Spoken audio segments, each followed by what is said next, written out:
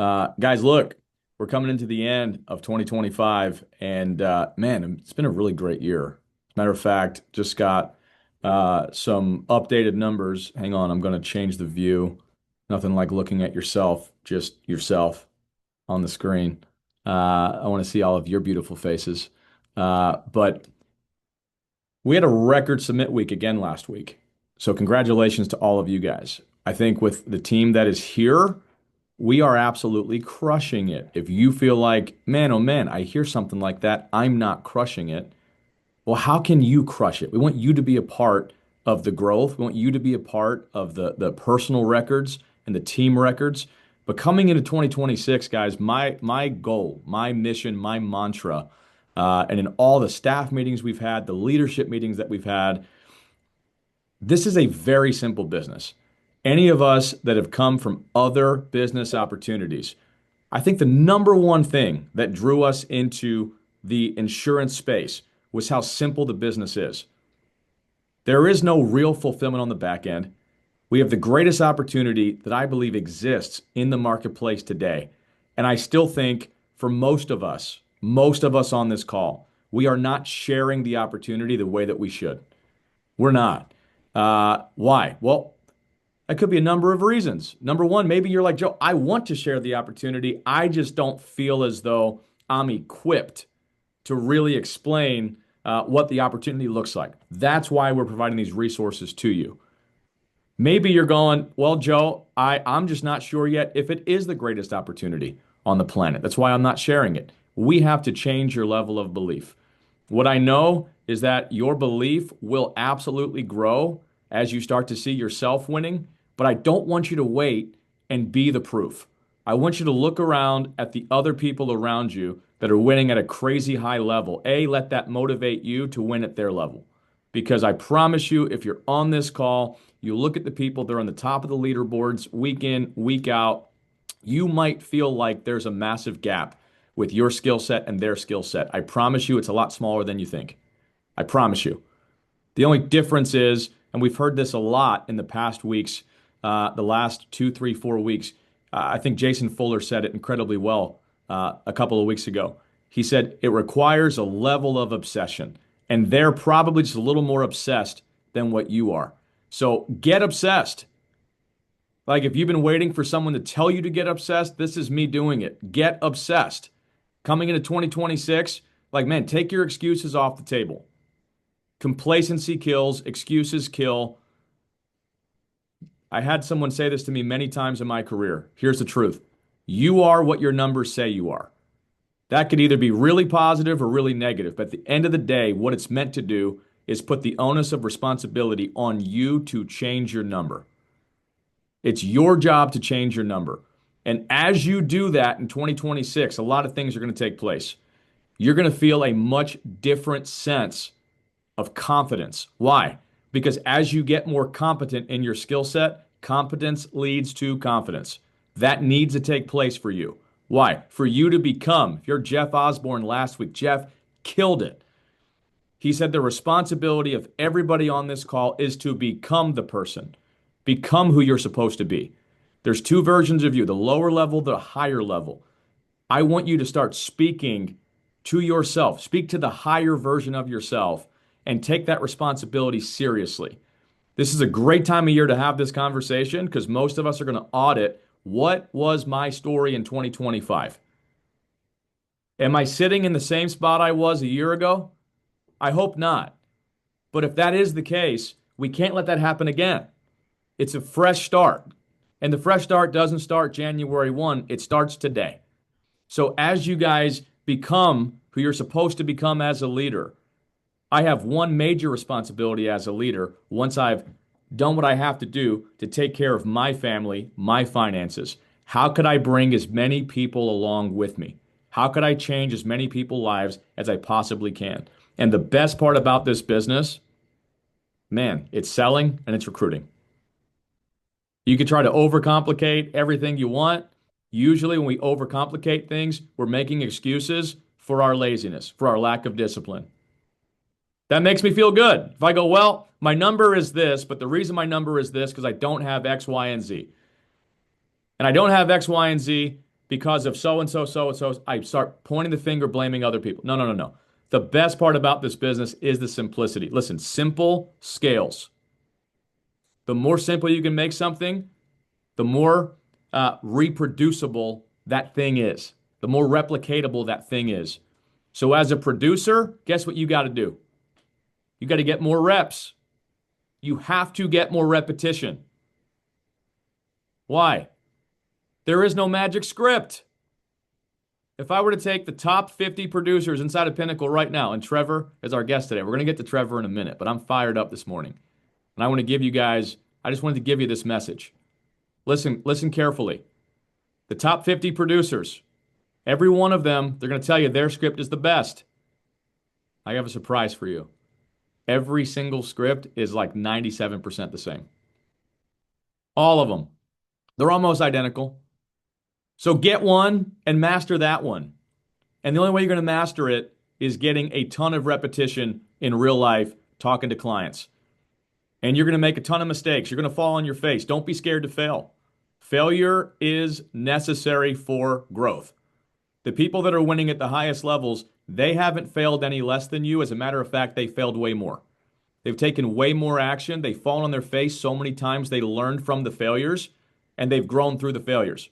Now they start to fail a little bit less. That's your goal. How fast can I fail? How could I embrace it? How could I not take it personal? I'm not getting emotional about it. I understand it's a part of the journey on my way to winning. That's it. Once I've done that, how do I teach other people how to do what I just did?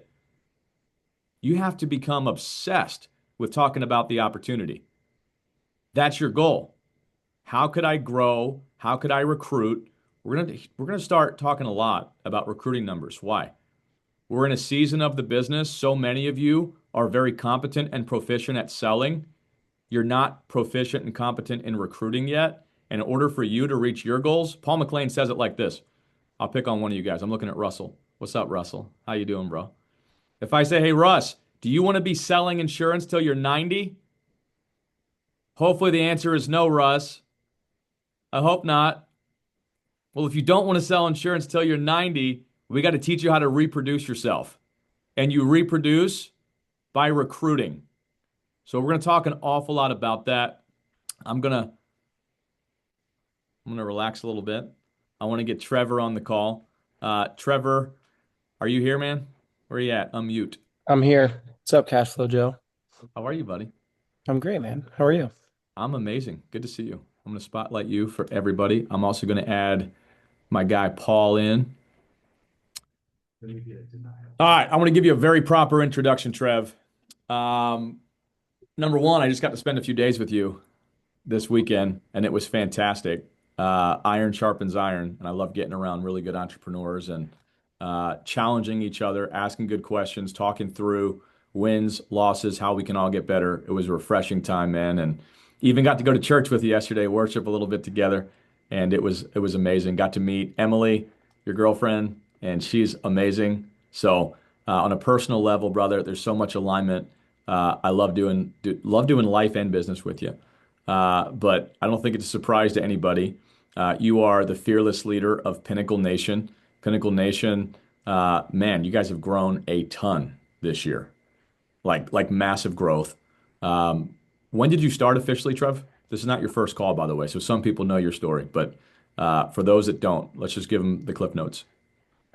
I started, we talked, I looked it up. Our first call was January 27th.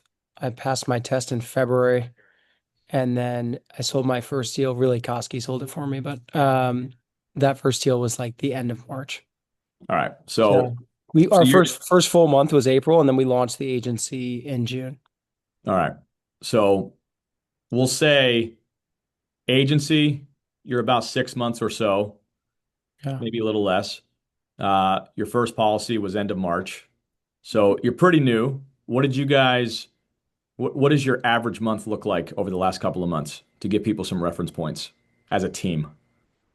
Yeah, as a team last month we issued, I think it's 330. 330,000. Yeah.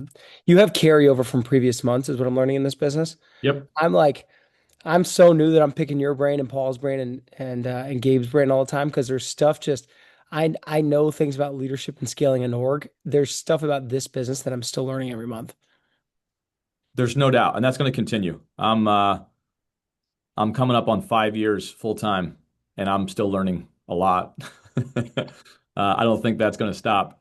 And by the way, guys, that's a good lesson right there. Never make the mistake of thinking you figured it out because there's always something new to figure This out. business just has its own set of nuances that are very different. Like I built in solar previous to this, and it has its own set of nuances that are very different. Without a doubt. Yeah. Without a doubt. Trevor, what I've observed in getting to work very closely with you, I was going to say fairly closely, but we work very closely together. Um, you're very, very, very clear on the organization that you're building. There's no question in your mind what the DNA of Pinnacle Nation is and is going to be. You're very clear on the type of business partner that you're looking for. You're very clear on what you want your culture to be. You're very clear on the leadership principles that are guiding who Pinnacle Nation is and who Pinnacle Nation is becoming. And I think that's really, really important. I think one of the reasons you're having such fast success in this business is because your vision is crystal clear. You're not necessarily crystal clear on every step that's going to get you there. That's normal, but you know exactly what it is and what it's going to become. So I really want to talk about that a little bit today, Trevor. I think from a cultural standpoint, you're one of the best leaders I've seen at creating a really, really healthy culture. And I want you to really dive into that a little bit for aspiring leaders that maybe haven't had the success that you've had in past ventures, and they're trying to figure out how do I lead, how do I create an environment where there is a right and a wrong way to do things. Like we're not looking for a hodgepodge, right? We don't want everybody to come in and feel like, hey, I own my own business. I'm going to do whatever I want and recreate the wheel all the time. Well, that's a recipe for disaster. At the same point, you don't want to lead with an iron fist where it's like my way or the highway. Anytime somebody disagrees with anything, you're arguing and they leave your business. There's a balance to strike. I think you strike it quite well. So maybe use that as a launching pad to talk into some of the business principles that guide what Pinnacle Nation is doing to see the growth that you guys have seen and where you're going. Will you let me share my screen really quick? Of course. I just want to share this. So this is, I wasn't planning on sharing this, but it answers your question a little bit. So there's a study out of Vanderbilt where they studied how people learn and retain information. And what they realized was that I'm going to share this. Will someone just give me a green light if you can see it? Yep. Okay. So what this is it's out of Vanderbilt. What they've done is they've studied how people, when they're learning new information, the levels they go through. And I'm not going to belabor this. This is called Bloom's taxonomy, if you want to look it up. We show this to new agents when they're brand new, so they don't try and come in and reinvent the wheel. So notice create is up here at the top. Even, the scripts we're using, so much of what we're using right now. Spen says this all the time, but like you don't start to invent this stuff until, maybe if you're really good, if you're like a Dustin, you're writing 64K in your third month, maybe you start to create stuff a few months in. But for the average agent, they're not creating stuff until they're, you know, a year, 2 years in the business. In the meantime, the old Pablo Picasso quote of like good artists copy and great artists steal. The more that I can use from what you guys have already created at Pinnacle, the more I want to. So yeah, as we look at this and someone's new in the business, like coming in and reinventing the wheel is probably the biggest mistake you can make. It's laughable to me that people come in and they're like, I'm gonna go figure out leads and how to sell insurance at the same time. Like, why? Like when you have, I don't want everyone to go buy our lead sources, but we've got good ones. I mean, probably ones that you guys are all aware of. Um, we're using a lot of stuff from Proven, a lot of stuff from at cost, a lot of stuff from a couple other lead vendors from Final Expense, but it's like when you have good vendors and you've got negotiated rates, like why are you gonna go? Notice I said I wasn't going to do it, and then I gave you guys what we use. But when you've got like good vendors at cheap rates, like why are you going to reinvent the wheel? It makes no sense to me. So anyway, Joe, the heart of your question was What am I looking for? I look for three things. And if you guys are in Chicago, I touched on this. Um, but I look for alignment in three places. And what's funny is that alignment in the third category is actually the most important for me. So the first one is vision. And I believe this is a principle in my life, from Emily, who I just asked for her dad's hand in marriage, not for her dad's hand, but I asked her dad for her hand in marriage. But from the person that you're going to marry, the person you're dating, to your friendships and your really the people that you let in your inner circle, um, and and lastly, like to the people that you do business with. I find that I always want to have three things aligned. And look, if I don't, it doesn't mean I don't cut someone off. It just means that I know what that relationship means. And so the first one is vision. Like, what is their definition of success? And so I want to know within my organization, what is everyone's definition of success? It's all going to be different. And there's no right or wrong answer. Like some people just want to make enough money to go and surf good waves down here in San Diego and like take their pretty girlfriend out to dinner. And that's okay. Like I can't fault a guy or gal for that. But I want to know what their vision is. Second, I want to know the sacrifice and they're willing to pay. I find in today's world, the big dilemma is people's vision is too big for what the sacrifices that they make are. Well And I said. think sacrifice comes in two ways. The one place I think your sacrifice is in your daily schedule. There's all those sayings like look at your calendar and I'll tell you what's important. You look at how you spend your time, I'll tell you where your treasure is. The other piece of that, the calendar is very important. The other piece of it is what sacrifices do you need to make? What do you need to, Joe, you just mentioned this. Like, what do you need to cut out going into 2026? If we all sit and just are still for a moment, I think we all know the one, two, three things that are inhibiting us from getting your goals.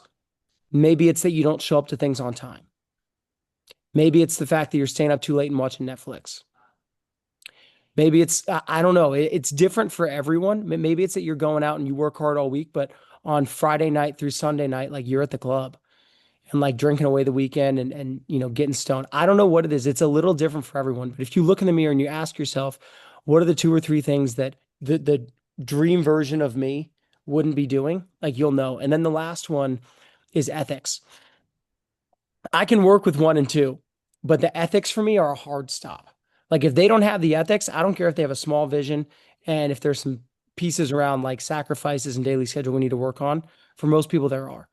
Um, the ethics one are ones that I really I won't bend with someone. And the reason is because if I can get number three in order, I know I can have a long lasting relationship. But it's always going to be a short relationships when the ethics aren't there. Joe, I know you get big people that want to join all the time, but you don't bring them on because the ethics don't align with Pinnacle's ethics. All So the for time. me, and I think Sean asked this question, Sean, I'll give you the ethics. The things that I focus on, I want someone to be the type of person that goes the extra mile. So, is this the kind of person that if we say, work from 8 to noon, take a little break, and then go from 2 to 8, they're working through that time. They really are working 12 hours a day. Um, we all know those people in our business that they have formed the habit of going the extra mile. The second one, um, the second one's integrity. And this one, you've heard this one so many times that I would warn you to not grow leery to it. But you don't want to work with someone who puts their needs above the client's. Who doesn't check the easy solve on the Moo IUL because it's going to be more for the client and they're going to make less, but ultimately it's not the right thing. So doing the right thing when no one's watching, we've heard this since we were in grade school. But the people in your business right now that aren't doing the right thing. And if you're a leader and you're not having a conversation with them, then like shame on you. Like go and have a conversation with that guy that's not doing the right thing. And let him know that, hey, dude, after enough of these conversations, I could do a whole there's a training that I do on the art of war, on rolling heads. But that's one of those things that like if they get one slap on the wrist, like you let them know, hey, look, like we have this conversation one more time, and like I don't care how much volume it is, like we can't work together. So people in our org know that we have good people. Um, and then Joe, I'd say the last one is um, people on top of going the extra mile, like people have to be a self-starter. Like, dude, if you can't get yourself out of the rain, I can't help you, man. So when someone tells me they want this and they tell me they're going to go book their test, if they don't go book their test, like I'm not chasing them. So those are my three. Well said, man. I couldn't agree more with everything you just said. Um, I want to walk through some real life scenarios practically because everybody that's building a business, you're dealing with all kinds of personalities. And sometimes everything on the list that you just covered, vision, sacrifice, ethics, what do those ethics mean? All of that. Sometimes it's very, very apparent. It's easy to spot. Sometimes it's not. Sometimes, and we're all dealing with salespeople. Salespeople are really good at selling. And if they're a really good salesperson, they're good at selling themselves. So as you're dealing, as you're recruiting and you recruit a lot, Trev. You recruit a lot. I'm in multiple recruiting conversations with you at any given point. So you're constantly thinking about talent acquisition, which, by the way, here's a little plug for everybody else. Why aren't you doing that? You should be thinking constantly about growing your business. There's going to be a natural attrition rate. You have to recruit more. Trevor's not confused about that. Why? He's been in a lot of direct sales businesses before. The lifeblood of every direct sales business, I have to recruit more. So, Trev, you're doing that. As people are coming into the business, what are green flags, red flags in this business practically that are showing you this person deserves more of my time. This is a long-term partner. This person, not so much. I'm seeing a lot of issues that if they're not resolved, we don't have a future together. Okay, so just off the cuff, the first one that comes to mind is the guy. I've been, so to give you a little bit of background for those that don't know me, I've been in direct sales for 13 years. So a lot of the people that I talk to have built teams. And the biggest red flag for me is someone who they know they're a builder. They know that they're not just going to sell, but they're also going to recruit. And they start to ask me things like, how can I get to 100 grand a month and basically like sail off into the sunset? And I'm like, I don't know who told you that's a thing, but dude, that when you find that, like you call me, but like that doesn't exist. Like it doesn't exist. And so it's a big red flag when someone's, especially if they've been in the game a few years, that they think that actually exists. Um, Not to mention, like, do you feel like that's the right thing to do to get paid in perpetuity on work that you've done once? Well Like said. you get someone in the boat one time and you think, like, who the hell do you think you are that you're going to get money on someone forever for providing value one time? I have people who have called me who have been like, Trev, I know I see what you're building. I don't really want to get into insurance, but I want to send you people. And like, can you pay me on it? I'm like, well, yeah, we can figure something out. But it's, maybe the first couple deals, like you're not going to get paid in perpetuity for providing value once. So um, that's the first one that comes to mind. I can keep riffing and go more, but that's the first big one. I like it. That is a big one. That goes along. I always say for me, there's a few things that I look for in any business partnership. And it's really true across a lot of relationships, but specifically in business, and you covered one of them just now. Well, work ethic has to align. The one thing that will ruin every good business partnership is if one partner feels like they're working substantially harder than their other business partner, because of the number one thing that drains high performers is covering up for the incompetence of low performers. It will drain your energy. It'll steal your joy, ruins your life, man. It's no fun. So the work ethic has to align. The second thing is how you view money. Like this is a business, and really every business I've ever been a part of, it requires reinvestment. And it's way more than what you think, and it lasts way longer than you think. A lot of people, Trev, to your point, they're like, okay, so I have to reinvest for the next 90 days, the next 6 months. And then in their mind, there's going to come this magical point where they've got millions of dollars a year coming in and very little time sacrifice and very little financial sacrifice to keep growing that thing, let alone keep maintaining that thing. Like, how do we view money? When you have your first 100K month deposited, are you going to go put a down payment on a Lamborghini? Or are you looking, how could I leverage my cash to help other people make a bigger impact, which will always lead to more cash flow? So we Well, got to view money the same. The third, which is by far the most important, and you kind of covered ethics as this is your break point. That's a non-negotiable. The third for me is how do we view other people? Are people nothing more than heads to step on my ascend up to the pinnacle? Or am I looking to lock arms with people that are aligned with the assignment? And are we going to go there together?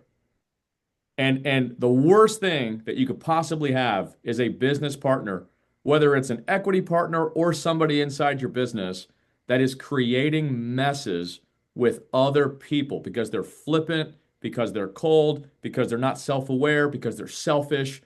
And all of a sudden now you're spending 30, 40, 50% of your week trying to like pave up all the people issues that somebody inside your business created. That's awful. A lot of the same thoughts here, man. I love it. As you're I thinking, wrote Joe to say one thing. I mean, I threw in when you trans. It's funny you mentioned that when you threw in.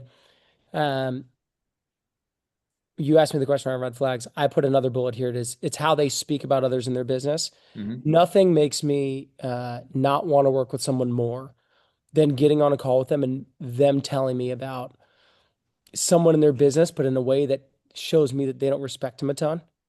Um,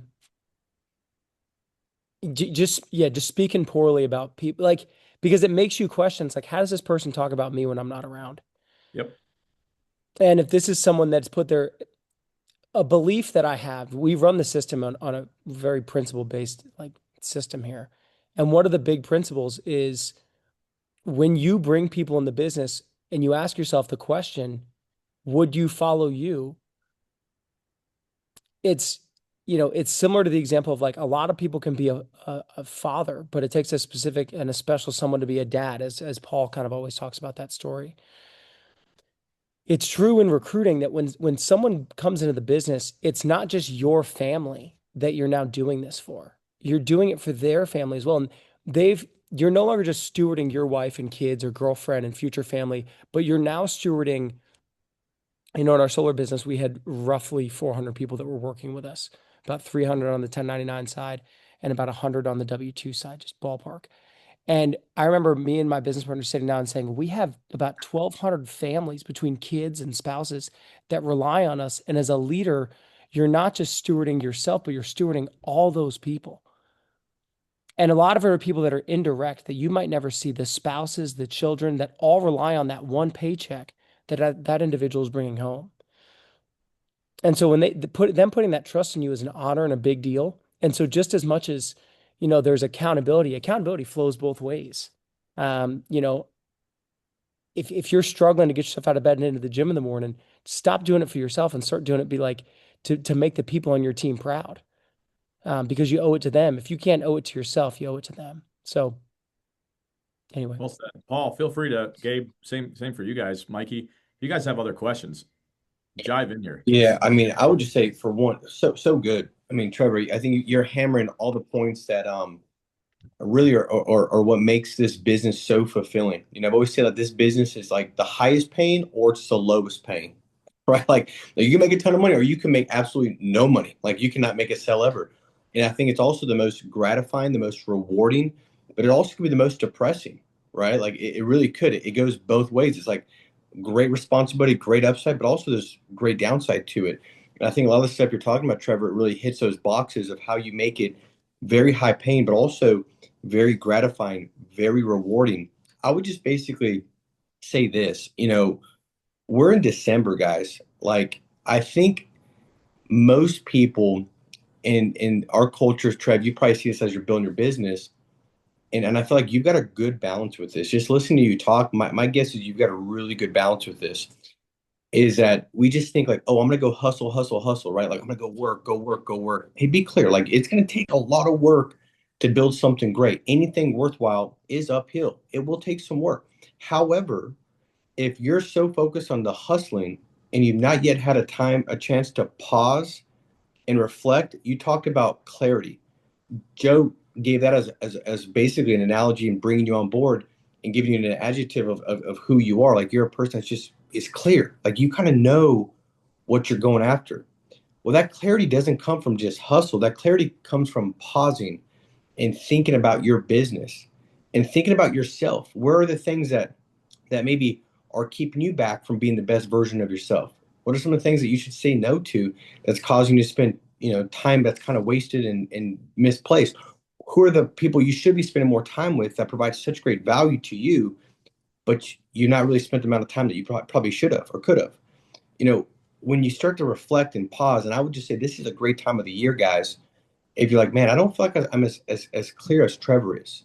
I don't think I feel like I've got that clarity. And that clarity comes from pausing. Now, I'm a man of faith, so I think it comes from pausing, getting in a quiet place, spending time with God, and really having Him unpack and make you aware of things that are messing you up, tripping you up, keeping you, back, perspective shifts. Like maybe you've been so focused on growing your company, you're using people.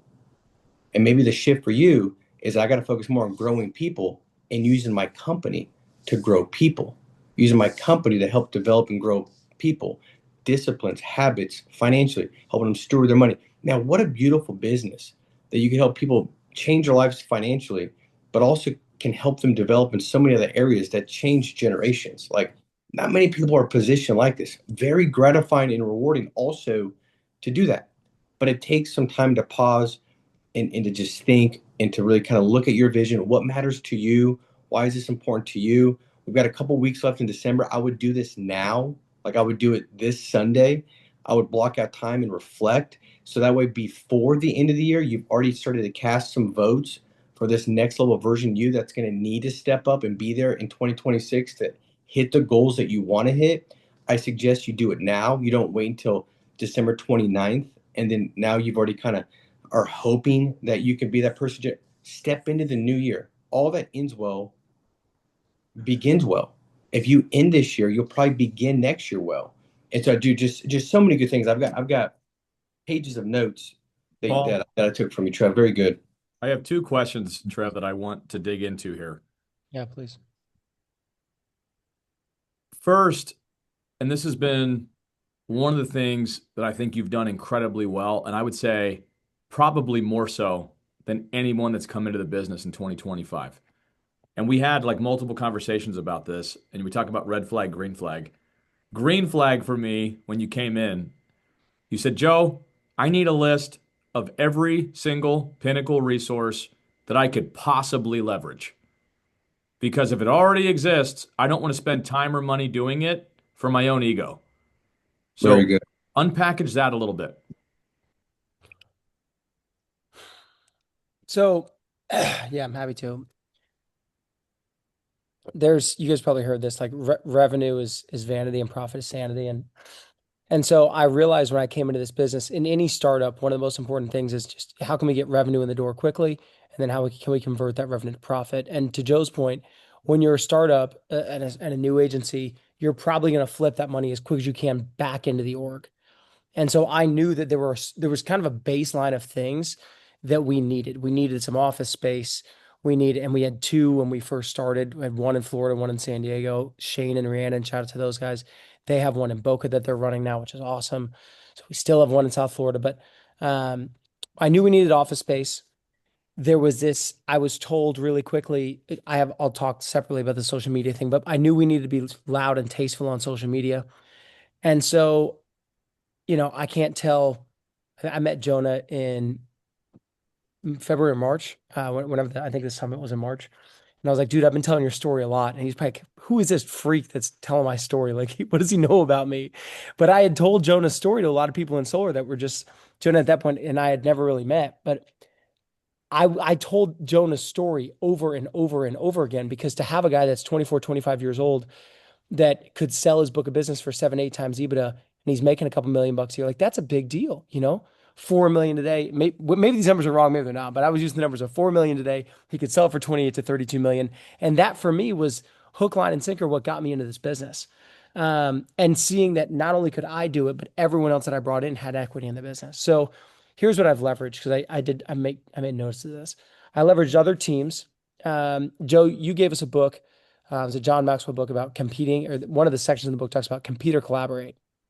And so don't get me wrong, I want to win, but at the same time, not at the expense of others. And I'm happy to be an open book and share what we do. And I have this saying, the enemy is outside the wire.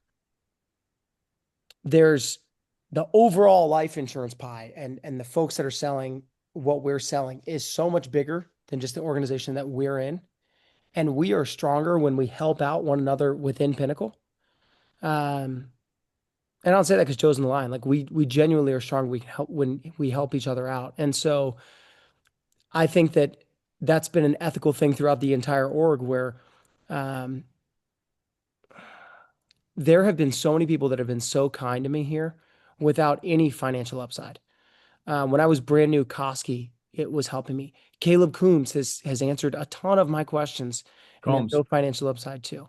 What'd you say? Combs. Caleb Combs. He hates when you call him Coombs. Sorry, Caleb. Um, trying to give him love.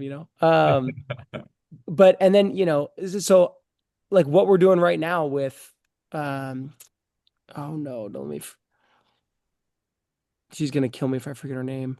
Um, who did Spence introduce me to for IBC? Starts with a Janelle. J. Janelle. Janelle is like such a kind human being and has gone the extra mile for us and has no financial incentive to. And she's amazing. So Janelle, I'm sorry for missing your name on the spot, but like Janelle has been incredible. So anyway, my number one thing was leverage other teams. We can compete or collaborate, but like how can we leverage other teams? So just last weekend, Sean and Mike are showing me some of the stuff they're doing on recruiting. What they're doing on recruiting is game changing. You have Kyle, what he's doing on the CRM with the VA dialers is sick. We're adopting it now as a team. Um, and then like Chris and Malad and Jonah, like what they're doing from a revenue standpoint is insane. And so we all have heard success leaves clues, but going and picking their brains and not reinventing the wheel, but doing what they're doing is number one.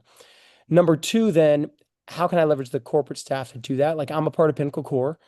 And so we have, I know at a certain point as we expand, I'm going to have to do this on my own. But for now, um, I have Jason and Travis and Gabe and Paul that have been super, super, super helpful. Joe, you're very generous with your time. And so leveraging the corporate staff, specifically, from an underwriting standpoint has been really helpful. What Mikey is doing with tech, like we built a tech company in the solar business because we felt like we were forced to. In this, you've got so many people working on the tech already. Like, why would I go and try and compete in that race? It makes no sense. So going back to what I first said, which is like, how can we just focus on growing revenue, putting systems in place to make sure we drive up the profitability and can capture as much of revenues coming through and convert it to profit. Um, yeah, reinventing the wheel just for the ego's sake is just the silliest thing you could ever do. I wouldn't have started an Instagram like if we were still rolling with Zenith. It wasn't necessary as long as Mikey would give me some control over it. So Well, that yeah, parlays perfectly into my next question. And it's probably for time's sake, the last question. yeah, Um, Social media. I don't think anybody's confused. Our social media is our resume. That is what people are looking at to figure out who we are, how we move, what we stand for. People are making a decision based off our digital footprint on who we are before they ever meet us. That's the reality. I wish more people understood it that way. You certainly do. And I think the Pinnacle Nation and your personal social media is a great reflection of your organization and who you are and how you move. And I think that's, by the way, there's a direct correlation. Some of you guys need to figure this out. Pay attention to what I'm about to say. The people that you attract to your business, you heard the old saying, you attract what you are. Well, your social media tells them who you are. And so when I look at some of the people, Trevor, that you're attracting to your business, it's a direct correlation to what your social media says you are.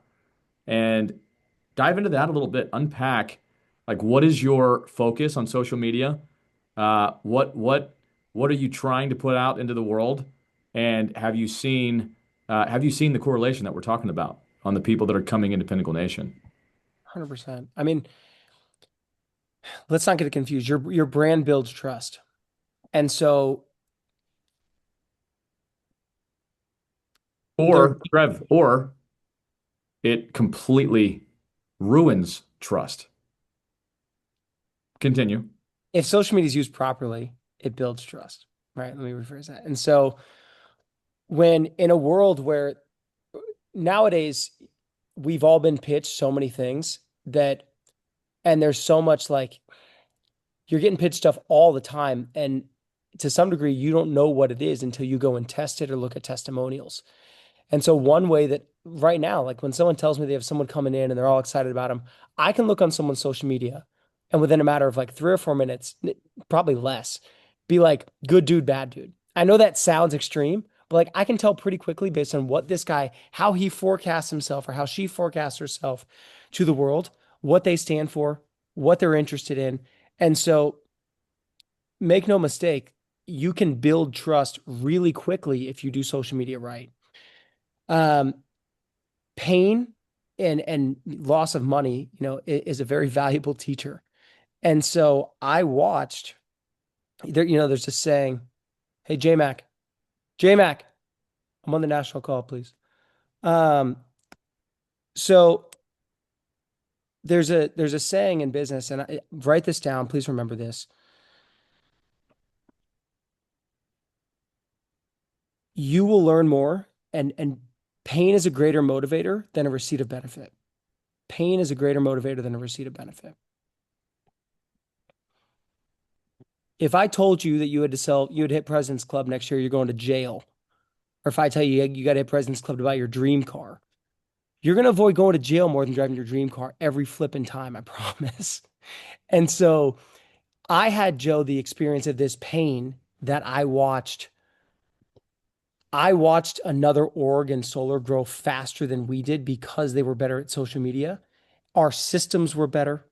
We were better. We were a better company. We were built on more value, better ethics, better systems, better culture, but they did a better job recruiting. And Paul reminded me of that when we had our meeting on Thursday or Friday. So what I've realized, Joe, is that when you lose once in social media, like I was told in the solar business by like our manufacturing reps and by our finance companies, they wanted their family members and their friends to either work for us or get installed by us. But they would say to me, you guys are the greatest, best kept secret in solar.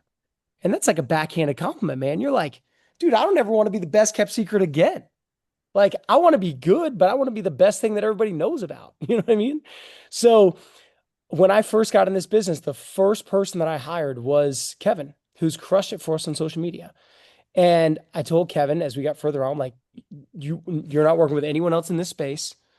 Like I want an exclusive relationship because once someone works with other people, it changes things. But he was a storyteller.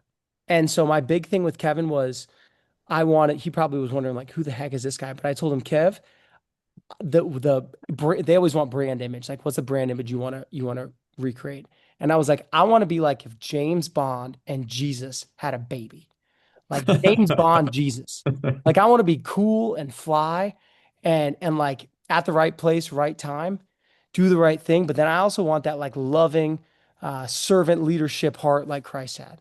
So like, however we can marry those things, like that's what I'm looking to do. And he probably thought I was like, oh, he's like, who's this loony? Like James Bond, Jesus, but I like it. hopefully that's what we're representing. And I'll give you guys some tangible things you can take away on your social media. And this is the same for recruiting. No one just wants to work with someone who just is a one-dimensional leader. People want to work with leaders that are winning in multiple categories of their life. And so when you look at your own personal social media, the team page does the work part for us. But when you look at your personal social media, what you want it to represent is, and actually, hey, I need to find another example. I'm not a Grant Cardone fan at all. If you are, that's awesome. I'm not a huge Grant Cardone fan.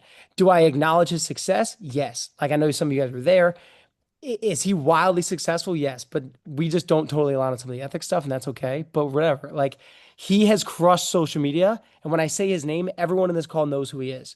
So I got to give him his flowers that he's built one heck of a brand. If you look at his page, and this was shown to me a few years ago, he does a great job of showing a third of work, a third of community, which is like personal, like, excuse me, which is like family and church or family and I don't know, maybe you're in like a wakeboarding community or whoever your community is outside of work. And then the last one is personal. So that might be whatever you like to do, surfing, time at the gym, yoga. I know that that's going to ruffle some feathers. We all have our own opinions. Um, so anyway, you want your page to be a third personal, a third community, and a third work. If it's all work, people will get sick of it. If it's all personal, they're not going to resonate from the work side. So, however, you can look at your page and use that as a reminder to say, hey, and I use it for myself right now. Like right now, I'm a little too work heavy.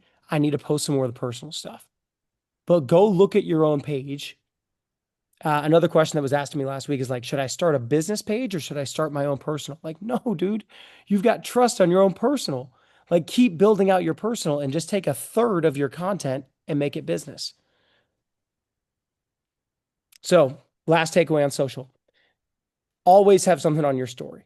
If there's not something in your story, you're like alarm should be going off. Always have something on your story. My alarm's going off right now because I don't have enough on my story. I think I just have one thing on there right now.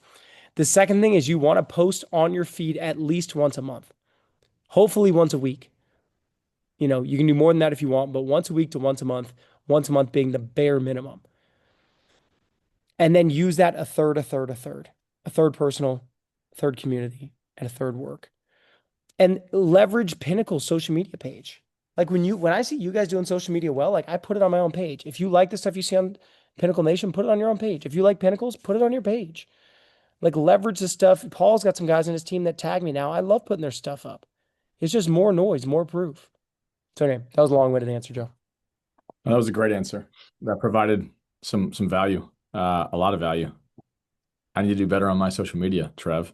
That was a good lesson. Mine is all business, all work. That's a problem. So I got to do a better job.